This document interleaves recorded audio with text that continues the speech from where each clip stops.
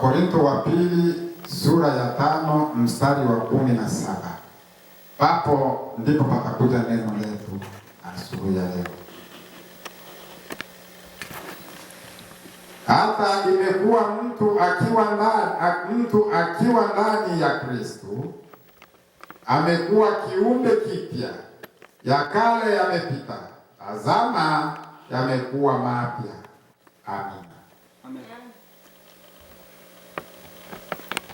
Mtu amekuwa ndani ya Kristo amekuwa kiumbe kipya, ya kale yamekwisha, tazama yamekuwa mapya. Mwandishi wa barua hii ya Wakorintho ni mtume Paulo. Paulo ameandika barua ya kwanza kwa Wakorintho ilipotea. Kukawa hii barua ya kwanza, tunaosema ya kwanza ndio barua ya pili, na hii ya pili tunaosoma ya pili ndio barua ya tatu, kwa sababu ya kwanza ilipotea, akaandika nyingine ndio akahesabu ya kwanza, akaandika nyingine ndio akahesabu ya pili. Ndivyo alivyoandikia Wakorintho. Kwa sababu ya uumbaji wa Mungu, waliompokea Kristo kwa imani wanafanywa viumbe vipya ambavyo ni sehemu ya ulimwengu mpya kabisa kwa Mungu, ambao ndani yake Roho Mtakatifu anatawala. Wakorintho wa pili 4:6. Wakorintho wa pili 4 na mstari wake wa 6. Tufafanue. Wakorintho wa pili 4:6 inasema kwamba kwa kuwa Mungu alisema nuru itang'aa toka gizani, ndiye aliyeng'aa mioyoni mwetu, atupa nuru ya elimu ya utukufu wa Mungu katika uso wa Yesu Kristo. Amen. Amina. Nuru itang'aa katika mioyo yetu, katika roho zetu. Ina maana katika roho zetu mlikuwa giza. Kama mlikuwa giza, wale waliompokea Yesu walipata nuru katika mioyo yao, wakawa na nuru katika mioyo yao. Inamaanisha ya kwamba wakawa viumbe vipya kwa Yesu Kristo. Maandiko ni mengi, sasa nashindwa na maandiko ni mengi.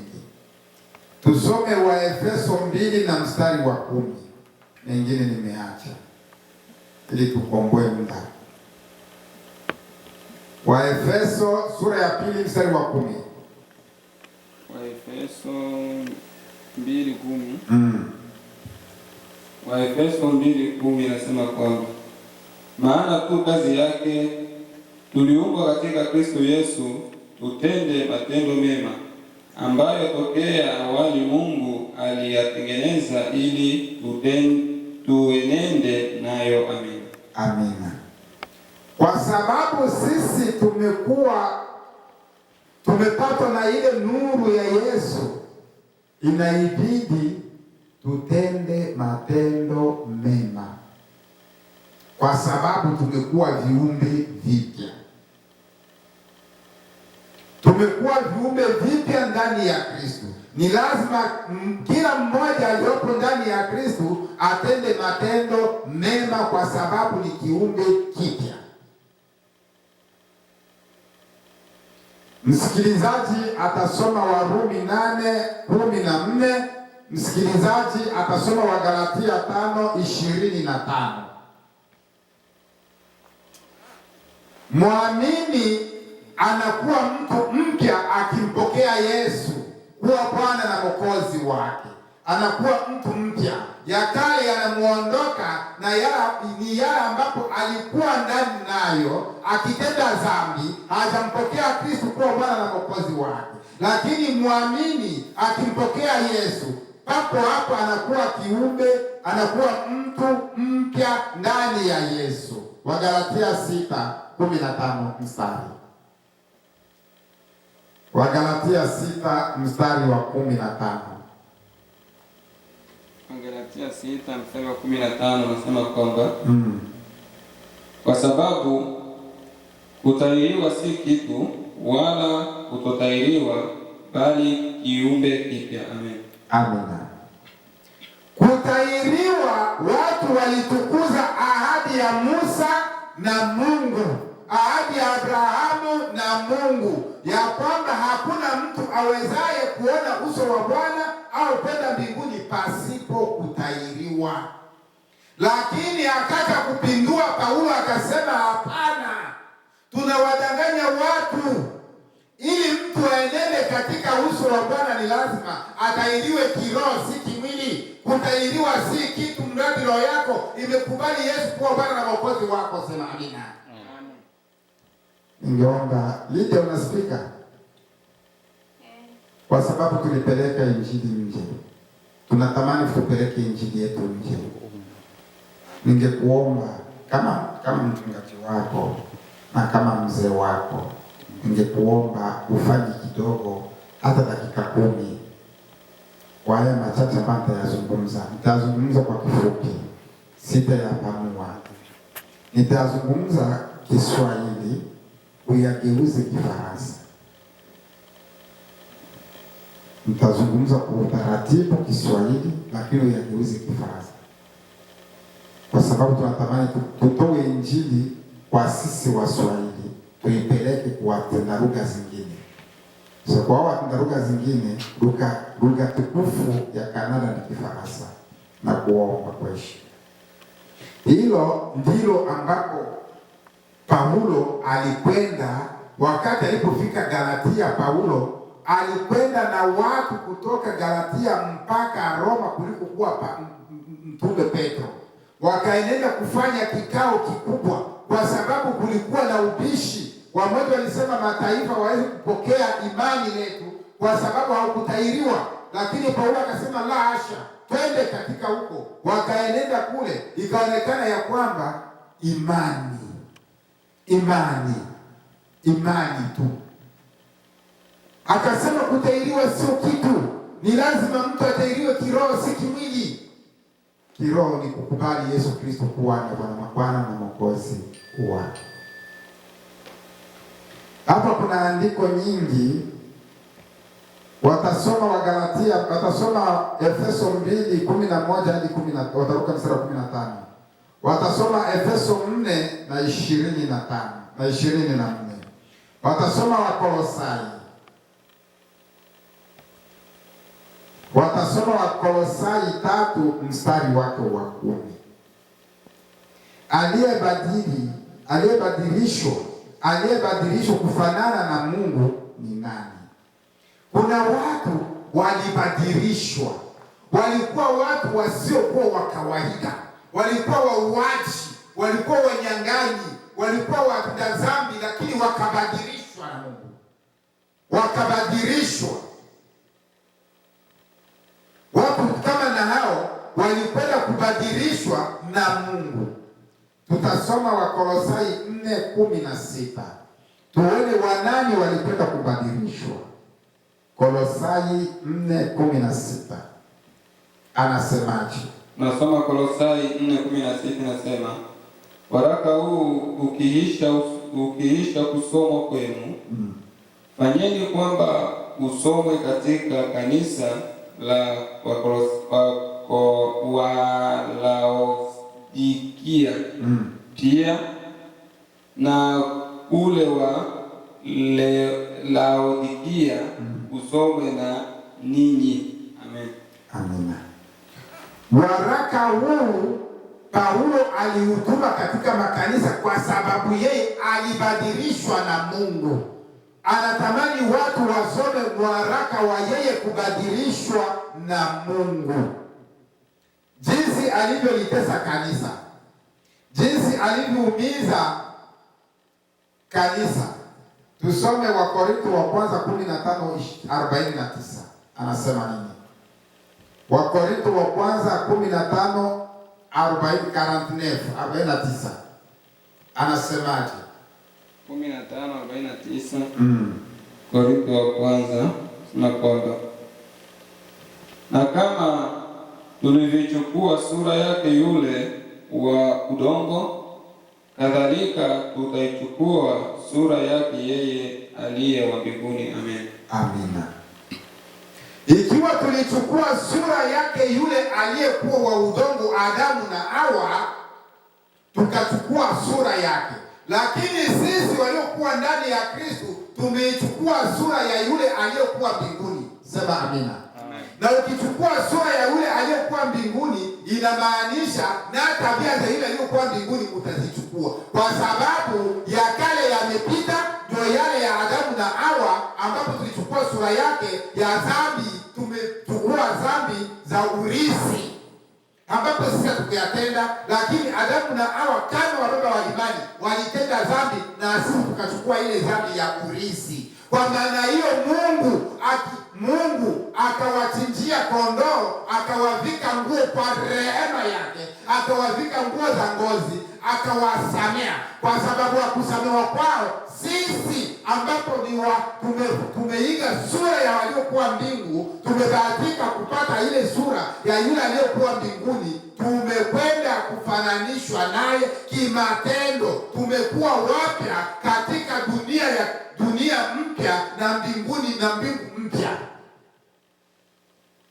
Dunia mpya, mbingu mpya.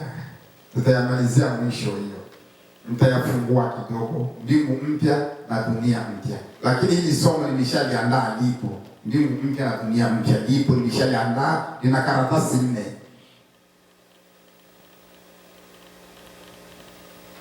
Aliyebadilishwa kufanana na Mungu. Atakayesoma atakwenda kusoma Kolosai 3:10. Sisi tunaendelea. Atasoma Efeso 2:24. Akishiriki utukufu wake. Alipobadilishwa na Mungu akashiriki utukufu wake. Utukufu wa nani? Tusome Wakorintho wa 2:5-18. Tuone. Hapo tulianza somo letu. Wakorintho wa 2:5-18. Tuone anasema nini? Wakorintho wa 2:5-18 inasema kwamba lakini vyote pia vyatokana na Mungu aliyetupatanisha sisi na nafsi yake kwa Kristo, naye alitupa huduma ya upatanisho. Amen. Amina. Lakini tumefananishwa na Kristo mwanaye Mungu aliyetupa huduma ya kupatanisha na kupatanishwa. Ilibidi kila mmoja wetu Mkristo aliyekuwa mpya, aliyekuwa kiumbe kipya ndani ya Kristo awe mpatanishi. Na kila mmoja wetu aliyekuwa kiumbe kipya awe mpatanishwa, apatanishwe na Kristo na awe mpatanishi. Ina maana mpatanishi ni mtu ambapo anakuta watu wamesozana, anafanya jitihada zake kuwapatanisha. Kwa sababu sisi hatuko miongoni na wale waliokuwa ndani ya giza, sisi tumekuwa watu wa nuru, ni lazima tuwapatanishe watu na nuru. Bwana Yesu asifiwe. Amen. Akiwa na ufalme wake, akiwa na ufalme mpya na uelewa mpya na kuishi maisha ya utakatifu, akiwa na ufalme mpya. Kolosai 3:10. Sijui kama tumeshisoma hii Kolosai 3:10. 3:10 Kolosai, mkivaa utu upya unaofanywa upya upate ufahamu sawasawa na mfano wake yeye aliyeuumba. Amina.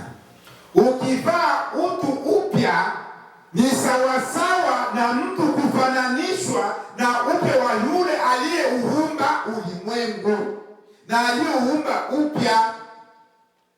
Ukipata wokovu kwa sababu umeishi katika mazingira ya giza, umepata na wokovu, ni lazima ufananishe na yule aliyetoa wokovu. Yes. Ufananishe na yule anayetoa wokovu kwa bure. Yes. Wokovu haupatikani kwa fedha, wokovu haupatikani kwa dhahabu, wokovu unapatikana kwa kusikia maneno ya Mungu. Usikilize mahubiri ya Mungu, utapata wokovu kwa bure. Si kwangu mimi mchungaji unipe hela, unipe fedha ili nikupe wokovu. Wokovu hauuzwi kwa fedha. Wokovu ni imani, wala si mafuta, wala si kwenda kuchukua mafuta, kununua mafuta. Sivyo. Wokovu ni wokovu watolewa na Yesu Kristo peke yake kwa bure. Mimi ni spika, mimi mtumishi ni spika ya kutangaza injili ya Kristo. Baada ya hapo, Mungu anakutumikisha wewe, unapata wokovu, ndio unakuja kukamilishwa, umekwisha kuwa kiumbe kipya. Hakuna mtu anaweza kuwa kiumbe kipya kama hajawa na wokovu. Haipo na haitakuwepo. Eti mimi ni kiumbe kipya lakini sijaokoka. Hayupo. Unasema mimi hata wanaokwenda makanisani wanajisumbua, sisi tunabaki hapa nyumbani tunawazidi. Unadanganya. Ni injili potofu, umefungwa na shetani. Haujamshinda mtu anayekwenda makanisani.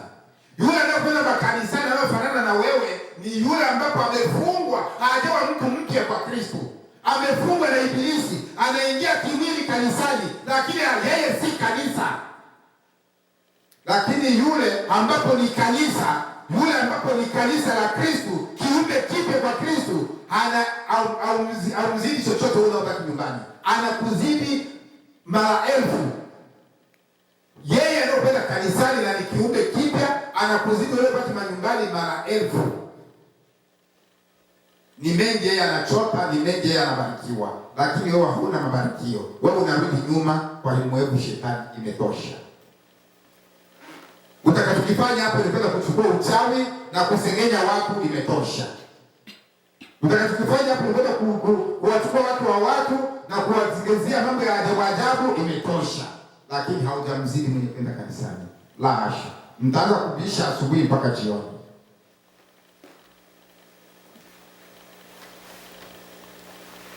Na uelewa mpya, Rumi 12:2. Atakuwa na uelewa mpya, Rumi 12:2. Tusome Biblia zungumzaje. Rumi 12:2. Tunasoma Rumi 12 sura ya pili. Wala msifuatishe namna ya dunia hii, bali mgeuzwe kwa kufanywa upya nia zenu, mpate kujua hakika mapenzi ya Mungu yaliyo mema, ya kumpendeza na ukamilifu. Amina. Tupate kufanywa upya. Tupate kufanywa upya. Kwa sababu gani Paulo aandikie kanisa la Rumi? Ni kwa sababu kanisa la Rumi lilitereza kama vile kanisa la Efeso lilivyotereza. Lilitereza kama vile kanisa la Korintho lilivyotereza. Akawaambia ya kwamba kwa sababu mumetereza, kwa sababu mumeanguka, ni lazima mfanywe upya. Mumpokee Yesu kuwa Bwana na Mwokozi wenu upya. Kama umetereza, umeanguka, wewe Mkristo, usisubiri unyanyuliwe na mtu mwingine. Simama, mwambie Bwana ya kwamba nimetereza, ili akufanye upya. Uwe mwana mpya, uwe kiumbe kipya ndani yake tena. Usisubiri mimi mchungaji nije kukuinua. Mimi ni mwanadamu kama wewe. Siku yangu na mimi ya kutereza itafika. Sasa inaibidi wewe uliotereza ufanye jitihada ya kuinuka na kumwambia Mungu, natamani niwe kiumbe kipya. Kwa sababu hakuna wokovu kupitia jina la mtu mwingine. Kuna baadhi ya wengine wanatukuza watumishi sana. mwakilishi wa Yesu mahali hapa tulipo, sivyo? Ni mtumishi kama mtumishi, si mwakilishi wa Yesu. Ni msimamizi wa kikundi ambapo kinamkubali Yesu kuwa Bwana na Mwokozi wao. Lakini mtumishi hajarepresente Yesu hapa. Kuna watu wengine wanasema hivi, kama mimi nakula hiyo sadaka, si ninakula mimi ndio kinywa cha wewe, hautoa kinywa cha Yesu. Hautoa kinywa cha Yesu. Wewe unatenda maovu Bwana. Yesu hakutenda maovu. Wewe unazini, Yesu hakuzini. Wewe unaiba, Yesu hakuiba. Unakasirika, Yesu yaani wewe unatenda mambo ya ajabu ambapo Yesu hakufanya. Yesu alikasirika safari moja tu. Na alikasirika kwa jambo ambalo linaeleweka. Akaingia katika hekalu, akapindua mameza, akafukuza watu, akasema nyumba ya Baba